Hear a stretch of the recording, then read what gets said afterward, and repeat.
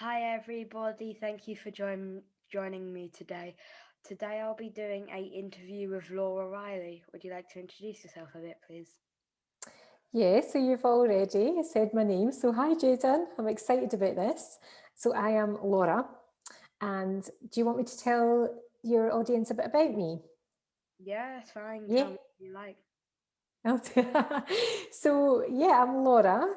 And I am married to Simon. And I have a little girl who is 8. So, just a little bit younger than you.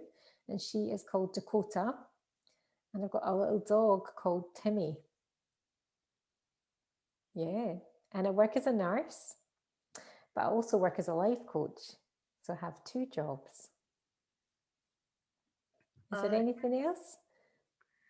so now that you've told people a little bit about you, to learn a little bit more about you, I'm going to ask you a couple questions to get to know you. Oh, I So can't the wait. first question is, what's your favorite song? Okay, so I've got lots of favourite songs, but I'll answer it with one or two. So my favourite song, I don't know if you've heard of David Bowie. Have you heard of him? To be honest, I just listen to songs that I like. I don't pay the artist. Well, he is my favourite musician, my favourite artist, and his song Life on Mars is my favourite song. But I also like George Michael's song called Freedom. I really like the words in Freedom. It's all about being yourself and being free and showing up as you. So I like that song too. All right, you said two of your favorite songs, so I'll say two as well. Yes, So please. one of my favorite songs is called Arcade. I'm not sure who it's by. So one's called Arcade, and another one's called House of Memories. They're both like rock ones because I like rock music. Oh, I love rock music. So second question is, what's your favorite holiday destination? Oh, see, this is another one. I've got loads, but I suppose I'll pick one. Okay, so I would say Ibiza. I don't know if you've been to Ibiza. It's a beautiful island just off the coast of Spain. It's part of the Balearic Islands and it's just beautiful. It's a really nice chill out vibe, or you can party if you want. There's lots of hippie things go on there as well, which I love. So I would say Ibiza would be my favourite holiday destination. All right. My favorite holiday destination would be Spain. I've never been on a plane or aboard before, but this year we were meant to be going to it, but because of COVID, it got cancelled, so we Mhm. can't go. But we was meant to be going May this year. Okay. So I think the beginning of May this year Mhm. was meant to be going to Spain, but we couldn't go because it got cancelled from COVID and stuff. But it would have been my favourite holiday destination technically because it would have been the only one I've ever been to. But Well, it'll happen. It'll happen in the future. Just maybe not May, just a little bit more, bit longer than May. And then you'll get to go. That's uh, exciting. so your next question is, who is your favourite person? Okay. So my daughter would be my favorite person, but I have lots of favorite persons too. But my daughter teaches me a lot. So children teach us lots of things. You children teach us adults lots of stuff. And she teaches me to be brave. She teaches me to speak up. She's quite a little fiery character. And she is definitely my favorite person. Okay, my favourite people would be my mum, my dad, my nan, and then my friend, Mhm. Maya. Um, she's my friend who I met on Empowerment League, which is a group my dad does for children. He does it right now. I think he's doing a Monday group and a Wednesday group. I'm in both of them, and I think I'm going to be a teacher with my dad in the Monday group because it started from week one. Right now, in the Wednesday group, we are on. Next week we'll be starting in week 13 because we had a 2 week break to like so my dad can get stuff ready for the next 6 weeks. So I really enjoyed it in the Empowerment League, and it's good for you guys if anybody wants to join it as well. You can just reach out to my dad. That sounds amazing. My daughter should be going on it, I think. I need to speak Okay. to your dad. Yeah. Mhm. So the next one is, what's your favorite animal?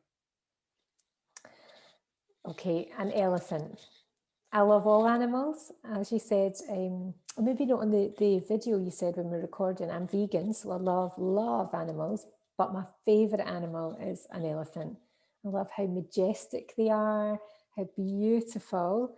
And one of my dreams is to go work in an elephant sanctuary to look after all the baby elephants. That's what I want to do.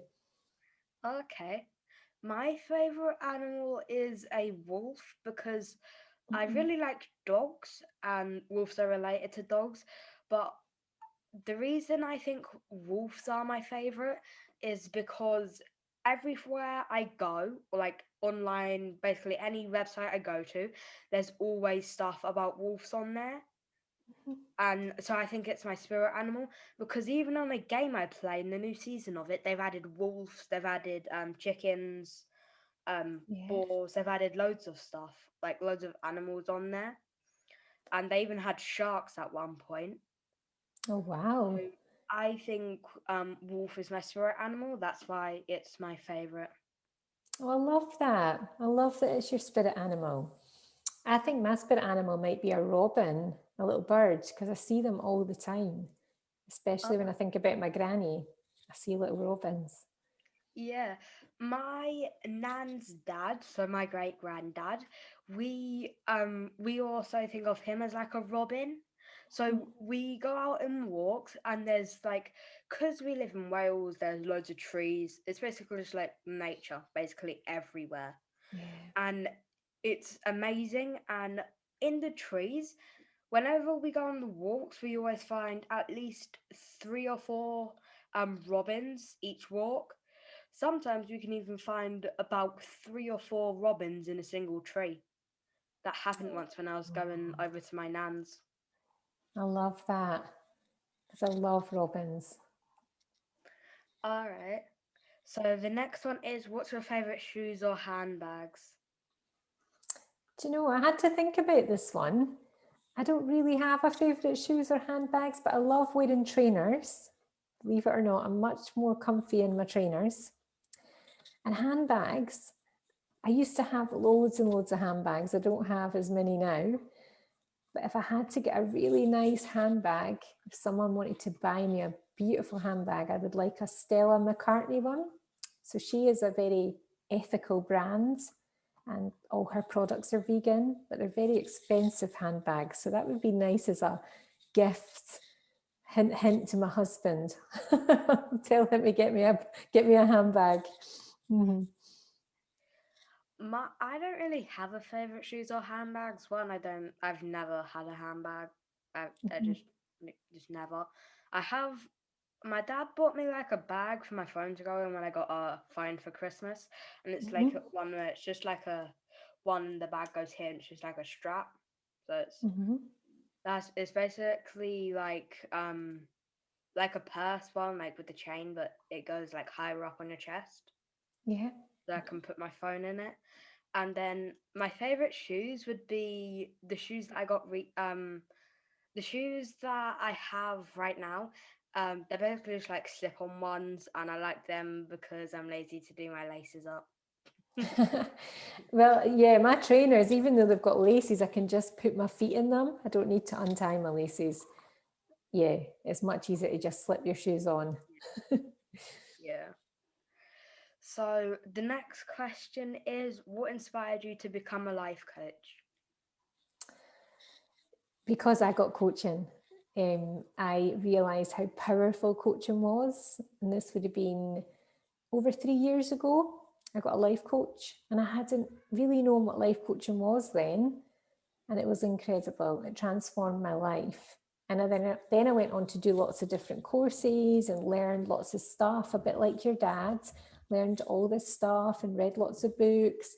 And I decided I want to be a life coach because I want to be able to give back like how someone helped me. I want to help others. So it's that ripple effect.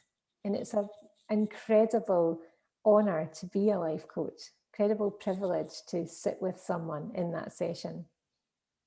Okay. So, if you would like to give like a brief explanation of what a life coach is, just if anybody doesn't know what one is, and like if they might need one but don't know what they need exactly.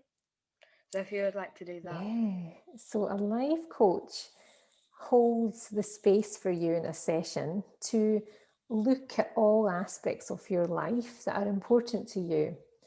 And they look at your current reality, how things are now, and then they look with you at how you want things to be. So you can set some goals and take some action to move forward. So it's very future focused. And it's all about, it doesn't necessarily have to be big, huge actions like running a multi-million pound business or something, but it could be I want to feel more confident, or I want to be able to speak up in meetings, or just being able to work on yourself a bit. So it's not the same as counselling, where counselling goes back to the past a lot, but the past may come up in life coaching and we can work together.